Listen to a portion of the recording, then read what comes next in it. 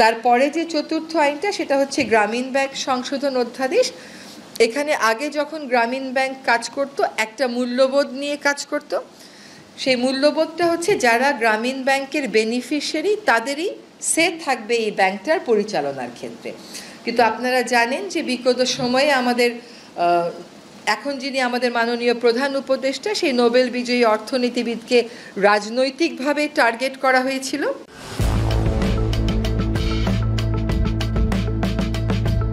এবং গ্রামীণ ব্যাংকের মালিকানা তার যে দর্শন ছিল যে এটা যারা ঋণটা নেবে সেই বেনিফিশিয়ারির হাতেই থাকবে, সেখান থেকে সরিয়ে সরকারের নিয়ন্ত্রণ অনেকাংশে নিয়ে আসা হয়।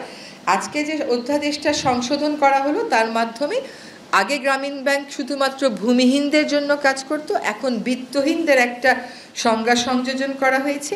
ইউনিয়ন পরিষদের পরিসর থেকে বের হয়ে সিটি কর্পোরেশন পৌরসভাকে অন্তর্ভুক্ত করা হয়েছে এবং বোর্ডের ক্ষেত্রে বলা হয়েছে যে যারা এটার বেনিফিশিয়ারি তাদের মধ্য থেকে 9 জন নির্বাচিত হয়ে আসবেন। এই 9 জনের মধ্য থেকে আবার 3 জন মনোনীত হবেন এবং তাদের মধ্য থেকেই একজন চেয়ারম্যান নিযুক্ত হবেন।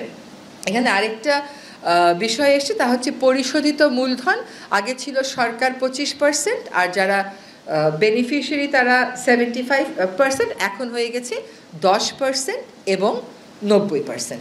মূলত এই ছিল আমাদের আজকে যে সিদ্ধান্তগুলো হয়েছে সেগুলো। আরেকটা কথা একটু বলার দরকার, সেটা হচ্ছে যে গ্রামীণ ব্যাংকের অধ্যাদেশে গ্রামীণ ব্যাংকে জনস্বার্থ সংস্থা ফিনান্সিয়াল রিপোর্টিং অ্যাক্ট যেটা আছে 2015 সেটা অনুযায়ী জনস্বার্থ সংস্থা হিসেবে বিবেচনা করার একটা বিধান আনা হয়েছে।